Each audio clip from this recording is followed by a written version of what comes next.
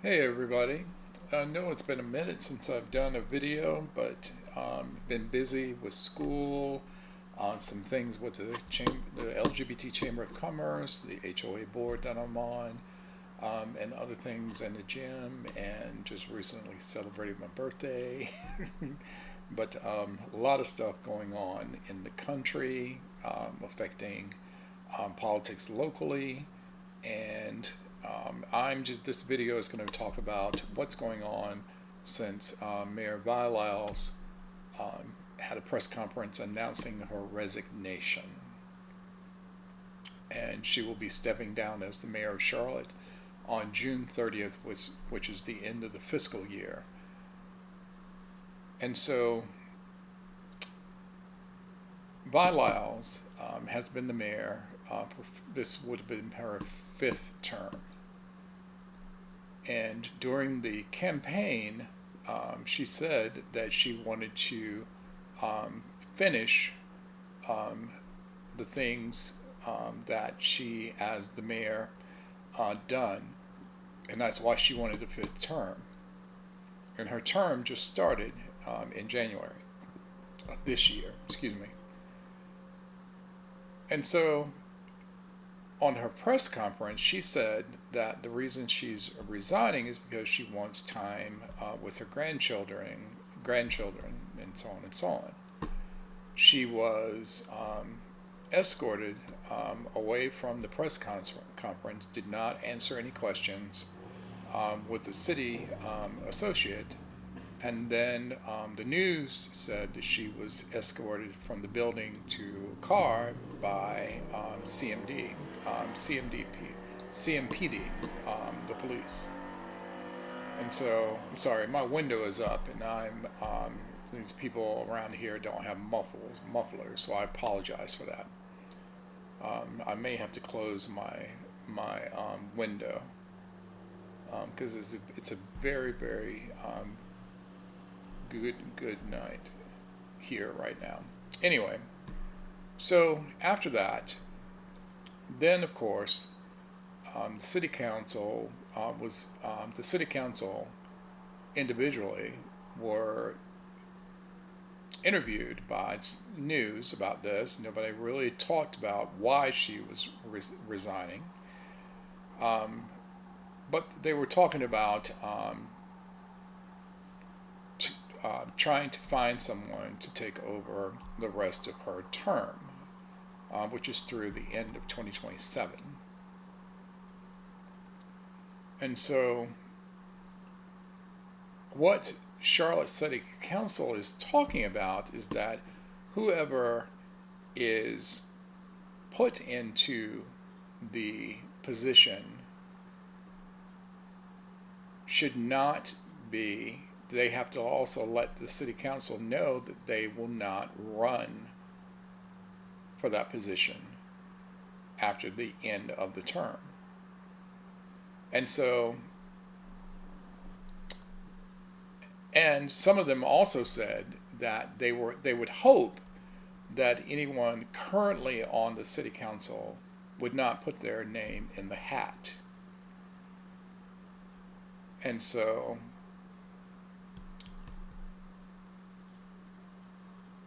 there's positives and negatives about that, because if someone on the council is in the mayoral seat, they know what's going on and everything. But if someone out in the community is put in that, they may or may not know what's going on. And of course, we have to trust the city council that they are going to put the right person in the mayor's seat. Now, all that is fine, and that's water cooler conversations, coffee conversations, kitchen table conversations, so on and so on and so on. But then this is what happened. This week, there was a video that came out from the Reverend Corine Mack.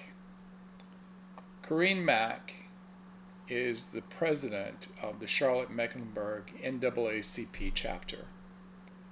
She is also one of the people who are on the new authority that is about to take over the jurisdiction of CATS. That's the Metropolitan Public Transportation Authority.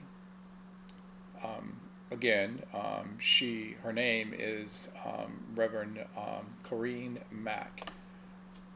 She essentially threatened City Council, saying that they would be removed from their seats if they did not put a black person in Lyles' seat starting July 1st.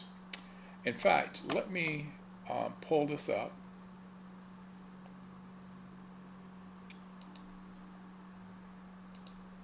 Because we're going to talk about this. Let me pull this up. Before I show this, I'm just going to read, because I have a couple of videos.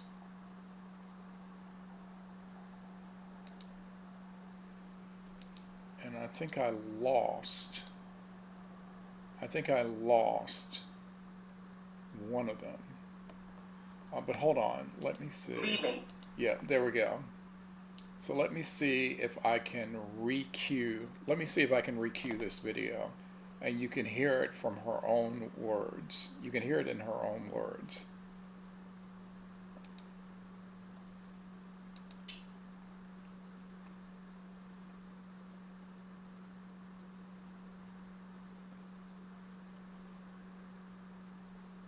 It's what I don't like about some of these videos that are on Instagram from the news things, that you can't control. You can't control the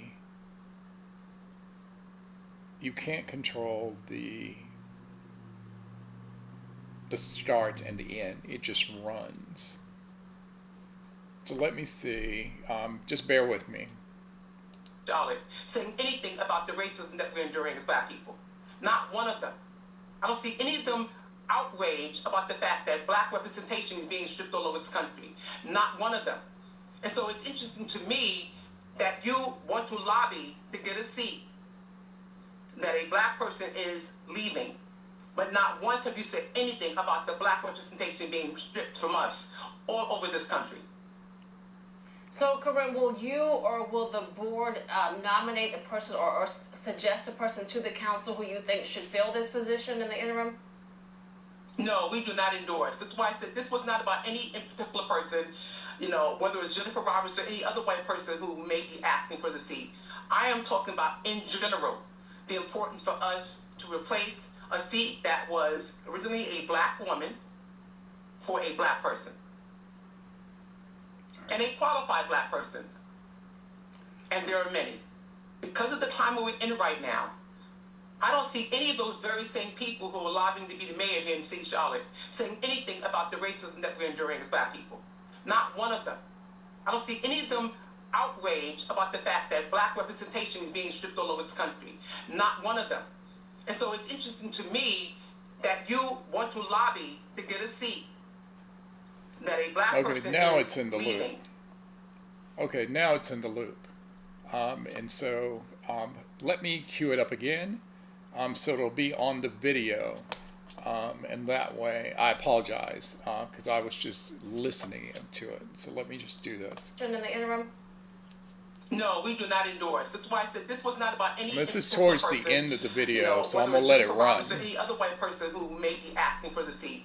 I am talking about, in general, the importance for us to replace a seat that was originally a black woman for a black person. And a qualified black person. And there are many. Because of the time we're in right now, I don't see any of those very same people who are lobbying to be the mayor here in St. Charlotte saying anything about the racism that we're enduring as black people. Not one of them. I don't see any of them outraged about the fact that black representation is being stripped all over this country. Not one of them. And so it's interesting to me that you want to lobby to get a seat, that a black person is leaving, but not once have you said anything about the black representation being stripped from us all over this country. So, Corine, will you or will the board nominate a person or suggest a person to the council who you think should fill this position in the interim? No, we do not endorse. That's why I said this was not about any particular person, you know, whether it's Jennifer Roberts or any other white person who may be asking for the seat. I am talking about in general. All right, so that was her statement after she was interviewed by WCNC when she actually put her video out.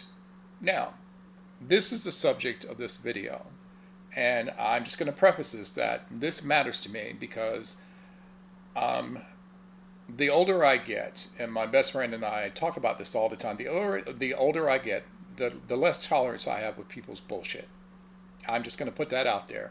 So you may hear some passion coming out of my mouth, which will let you know that I do care about a lot of things. But when people just stir the pot just to be stirring the pot so that they can be, I mean, honestly, I might be grasping at straws. I don't know what her intent is. I don't know what she's looking to get out of this, but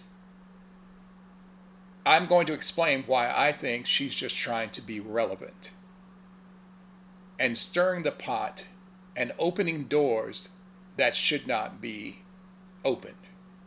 Because essentially what she's saying is that if City Council does not put a black person in the seat that Lyles is abdicating,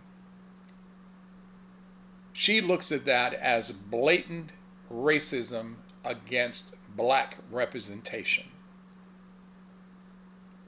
I don't know how she came up with that, and she's trying to draw a line between that and what is happening around the country and in the South. And I'm going to address that. Because honestly, and I'm going to use her statements against her, using her own evidence that she put into play against her, that, and we don't have the full video, the full interview, but one of the things that, the reason she put this video out is because Jennifer Roberts, who used to be mayor of Charlotte at one time, during the late 2000 teens, Lyles actually defeated her and became mayor during her first term. Jennifer Roberts is a white woman. She offered, actually let me back up. So during the campaign, when Lyles was running for re-election, Jennifer Roberts was interviewed and she was thinking about putting her hat in the ring. And she took a minute to make her decision. And then finally, she decided not to run. And then Lyles went ahead, got the Democratic nomination, and ran away with it. Now, Jennifer Roberts was interviewed and said that she would be happy to step in and finish Lyles' term. And she will take no salary. She will waive the salary, and she promises not to run again. Now, Jennifer Roberts is very familiar with local politics. She is a Democrat, so she would fulfill that. But Reverend Mack is making this about race and trying to connect this to what's going on in a lot of the southern states right now. So let's dive into that.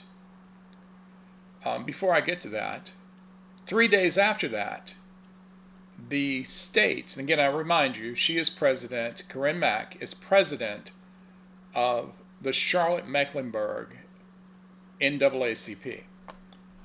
3 days after that, because I was trying to figure out what are other chapters saying about this, and what is the North Carolina State NAACP saying about this? Well, I didn't have to wait because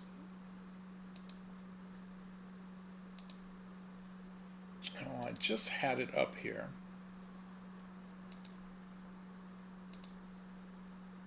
I just had it up here. Yeah, so the NAACP current president, I believe her last name is Mills. Let me confirm that. Some of my tabs are closed. Some of my tabs are closed because I had too many tabs open. Yes, her name is Deborah Maxwell. She is the president of the North Carolina state chapter of the NAACP, and they have come out in support of Reverend Mack based on Charlotte's information. In fact, I'll bring this up for you. On the left is the state chair, and on the right is Reverend Mack, who is the Charlotte-Mecklenburg president of the NAACP. So the statement that was sent out is that the NAACP of North Carolina stands with the Charlotte-Mecklenburg branch and its long-standing work to advance equity, justice, and accountability to Black communities. And I'm sorry, she's not the chair, she's the president. Now, Ms. Mack had said in the full interview, full statement that she released, had said that she warned City Council against appointing a non-Black interim mayor after Mayor Lyles steps down. That's the crux of it. That's how race has gotten into this conversation. And I'm going to get to my point in a minute. And so, but this is the article. It is on WBTV's website, made the announcement about the state chapter joining her in support for what she said.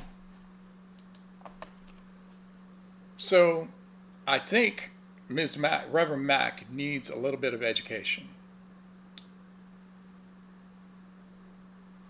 And Charlotte is unique in this. I know of very few cities that have as diverse a population as the city of Charlotte has. And I'm being very specific and intentional talking about the city of Charlotte because Mayor Lyles is the mayor of Charlotte, not of Mecklenburg County. She is not the governor of North Carolina. She is the mayor of Charlotte. She is not the mayor of Matthews. She's not the mayor of Pineville. She's not the mayor of Huntersville. She is the mayor of Charlotte, North Carolina. So let's talk about who put Lyles in office. Let's talk about that. That would be the eligible voters in Charlotte, North Carolina, the city of Charlotte. I'm not one of them because I live in an unincorporated part of Charlotte in the county. If my neighborhood was incorporated, I would be in Malcolm Graham's district, District 2. There are a lot of holes in Malcolm's district, but that's subject of another video and prior videos I've done. So the reason I'm bringing that up is because essentially Reverend Mack is alluding to that the reason that Lyles is in her office is essentially because Black people put her there. And almost making it seem like that only Black people put her in the office. That's not true. And it cannot possibly be true. The math just doesn't add up. So I'm going to show you this. This is the population of Charlotte by ethnicity. So this year, this is just the ethnicity population in Charlotte. No, when you can look at these numbers as I go through them, no ethnicity or race in Charlotte holds a majority. Charlotte has a minority majority in Charlotte. The white population constitutes a little less than 40%. black population constitutes almost 34%. The Hispanic population, just about 17%. The Asian population, about 6.5%. Those who identify as two or more races can vary depending on the source. I'm going to go in the middle there, about 7%. And then Native American, Pacific Islander, and others, about 1 to 10%. The point of all this is that if black people alone, every single eligible black voter alone, voted for Lyles, those votes alone wouldn't have gotten her the mayorship.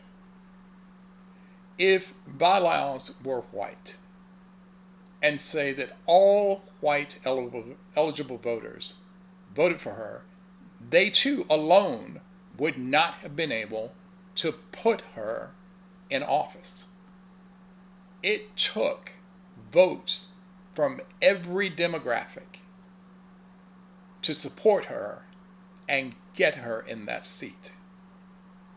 So Corine Mack's argument doesn't pass the smell test, saying that it is egregious to put someone in Lyles' seat who is not black. It doesn't pass the smell test. Now, she does raise a point talking about, because even I have asked, why are people in North Carolina, particularly in the largest city in North Carolina, which is Charlotte, even in the Raleigh-Durham area, which is the seat of politics in North Carolina, why are we not up in arms about what's going on? And what she's alluding to is the gerrymandering that's happening. The most egregious one that has recently happened is in the state of Tennessee. 2 weeks ago, the state of Tennessee has decided to get rid of the majority black district in Tennessee. And so that you understand this, in Tennessee, there is only one district where black people hold a majority of political power, and that is in the Memphis City area. Tennessee only has a couple of black representatives in the state house, but only one in the U.S. House, and that black representative always comes from the Memphis area. Well, the Tennessee state legislature was able to legally divide the Memphis district into 3 districts, essentially doing what Reverend Mack said was erasing black political power and representation. So those people who are representatives from Tennessee, depending on now where those political lines are divided for the new district, the old district of Memphis is no more. It is now 3 different districts, and black people do not have a majority in any of those districts, which will make it virtually impossible for black representatives to win races. Now, some people can say, and they have been interviewed and said, this is not a racial thing, this is a political thing. Essentially, what they're saying is, what they're doing is getting seats for the Trump administration so that they won't lose the House. That's exactly what they're doing. They're following the blueprint of Texas. Texas redrew their districts to gain 5 seats so that they could essentially try to hold the U.S. House come midterms this fall. So California went behind them because the courts didn't do anything about it, but California did it a different way. Texas didn't put this to a vote to the population of Texas. Governor Gavin Newsom, who is the governor of California, put this to the North Carolina legislature the legislature created a bill, passed it, that it would go before the California voters, and essentially the Republicans are being written out of California state politics because of what Texas did. And the citizens of California voted yes. Virginia did the same thing. Virginia did the same thing. The new governor signed it into law. The Republicans took up arms, went to court, and justices overturned the will of the people of Virginia. And so now Virginia's districts will now be redrawn. In Louisiana, Governor Landry in Louisiana, there was a primary election happening, and he has essentially thrown out nearly 450,000 votes that had not been counted, saying it doesn't matter. It doesn't matter. He did that so that Louisiana could redraw their districts and gerrymander black people out of political power. Mississippi did the same thing, but they backed off of it because the governor was going to be recalled by the people of Mississippi. So in some parts of the South, citizens are sick of it, and I'll just use the vernacular. People are getting sick and tired of this shit. It is ridiculous. Now, I will come back to my point, and it's not just Tennessee. It's not just Virginia. It's not just Louisiana, Mississippi, Texas. No, it is closer to home. Because I'll remind you that North Carolina has done this in the state level.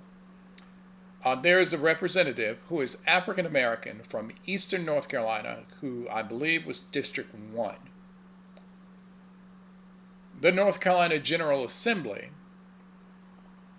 led by Destin Hall, who is Speaker of the House, and Phil Berger, who's the Senate leader, who lost his election, so this is his last year in North Carolina politics for now.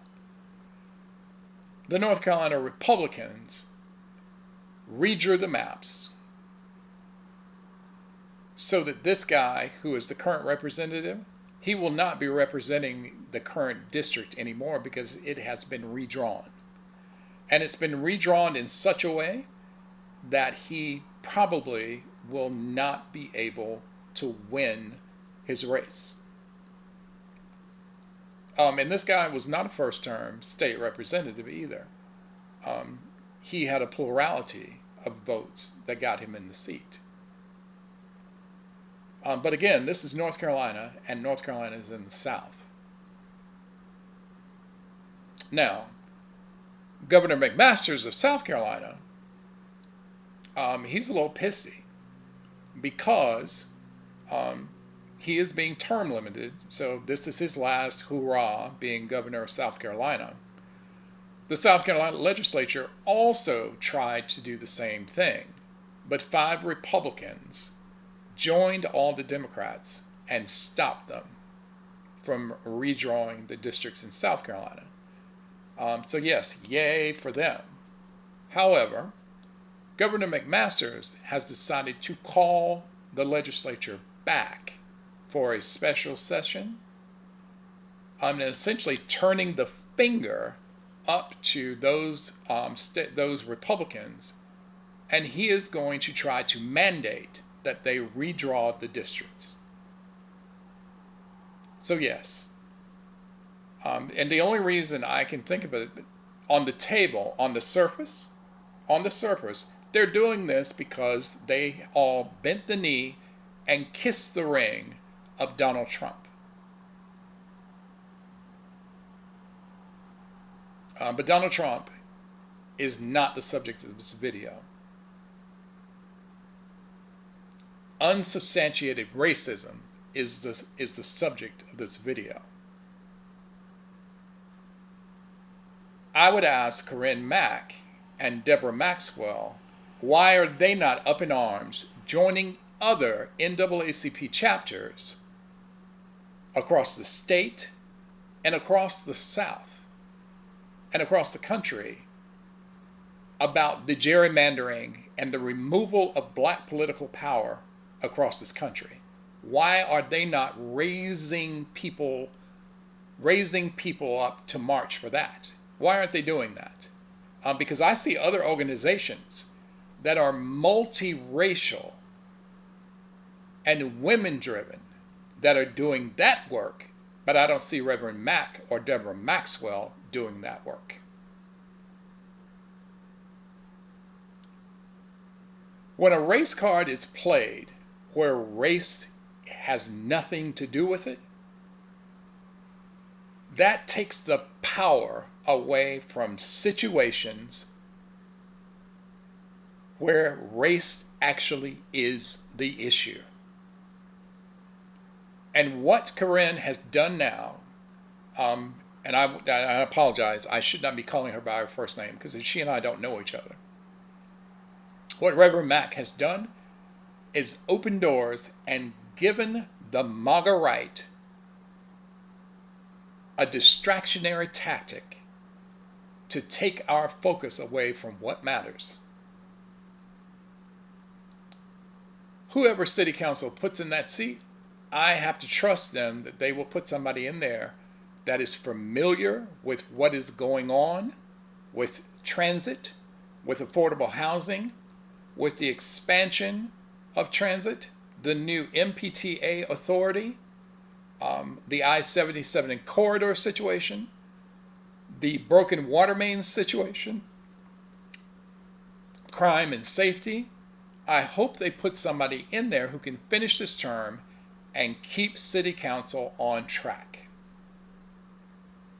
Not trying to find someone who is black, whether they're qualified or not. If they happen to be black and they will be qualified, sure.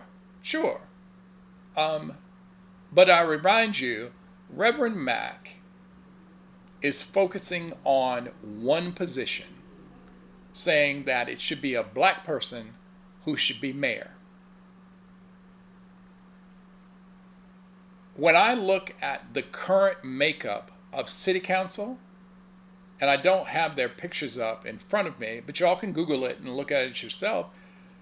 I think that there are only 2 white people on all of Charlotte's city council, either 2 or 3. 1 white male and either 1 or 2 white females. Only 1 Republican on the entire city council also. The rest of them are black or non-white. There is a first-time Hispanic guy on the city council.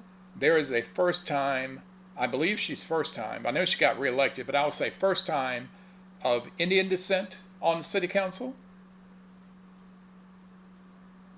So I don't know what she's talking about as far as Charlotte city politics is concerned. I don't know what she's talking about.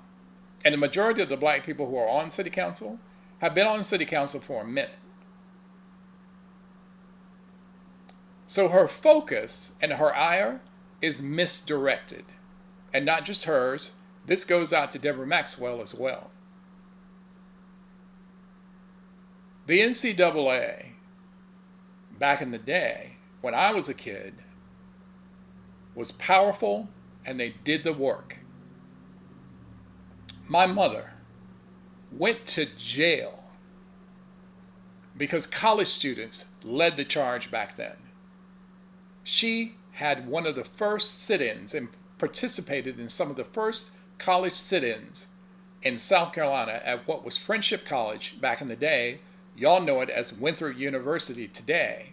She was arrested so I could even do these videos, so that we could even have these conversations.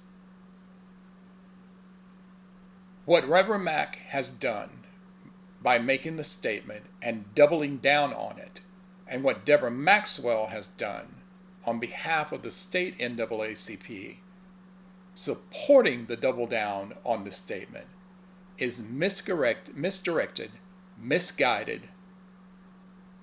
and does nothing to move us forward. Nothing. So again, I would ask, put the question out there, and it shouldn't just be me asking the question. A lot of people should be asking the question. Where is the ire and the marching of the NAACP joining other NAACP chapters about what is going on and what is happening in Tennessee, in Virginia, in New Jersey, in North Carolina, in South Carolina, in Georgia, in Texas, in Louisiana, in Mississippi, in Florida? Where is the ire in that? Because as I said earlier, I see other organizations doing it, but I haven't heard a peep out of the NAACP. And that's where my passion is coming out. And I don't mind saying this. So if we're going to call a spade, make sure the spade actually is a spade. And where all this is coming from, the reason these states actually could do it is because the Supreme Court of the United States has essentially gutted the 1965 Voting Rights Act. And the reason I put emphasis on the word act is because it was just that. It wasn't a codified law. It was an act. And for years,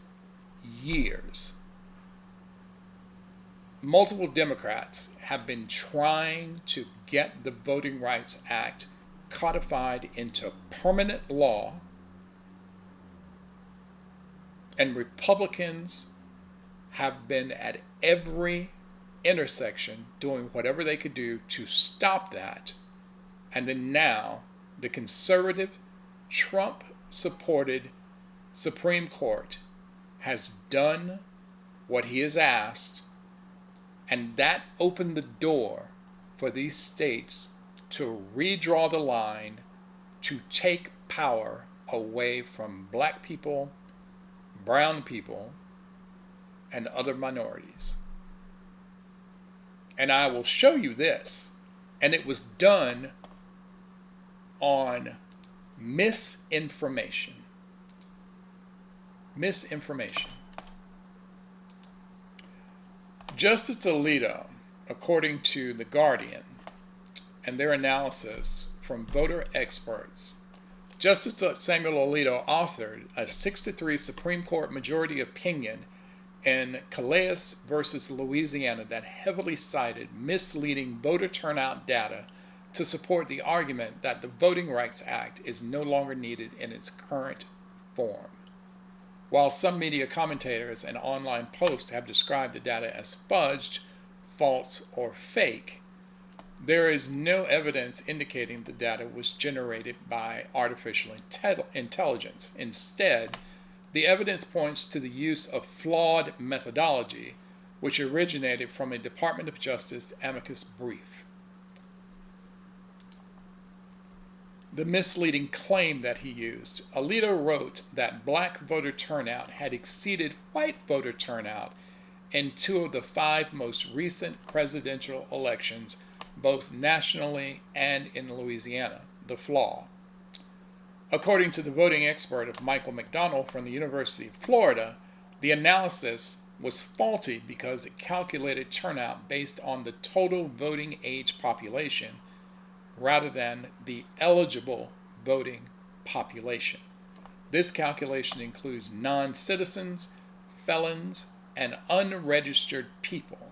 Just because somebody is 18 and older doesn't mean they're eligible to vote. And that's what this is talking about. That right there, that Supreme Court case is the cause of what all the gerrymandering is going on. That right there. So again, Reverend Mack, I appreciate what you do, but this right here, It is not the way. You're wrong on this. And I'm happy to tell you this myself. You're wrong on this. The situation with Lyles resigning has nothing to do with race. And it shouldn't.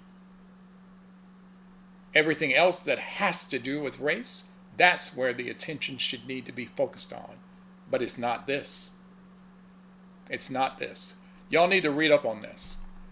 Because I always, on my posts on social media, I end it with, or sometimes I just do it with my hashtags. Hashtags, elections have consequences. Hashtag, take back the House. Hashtag, midterm 2026. These elections that are coming this fall are some of the most important of our generation. And I know you hear that a lot every time something big is about to happen. But if anything has taught us anything about the Trump administration, while he can't run for re-election again, his minions can. And I don't know about you, but my money doesn't go nearly as far as it used to. And now that they're coming after me because of my skin color, because of my age, not happening. Not happening. And so I would ask other people who are supposed to be on the watch, you might want to clean your glasses and train your focus on issues that matter. This issue about Lyles, that ain't it. Y'all take care, and I'll see you on the next video.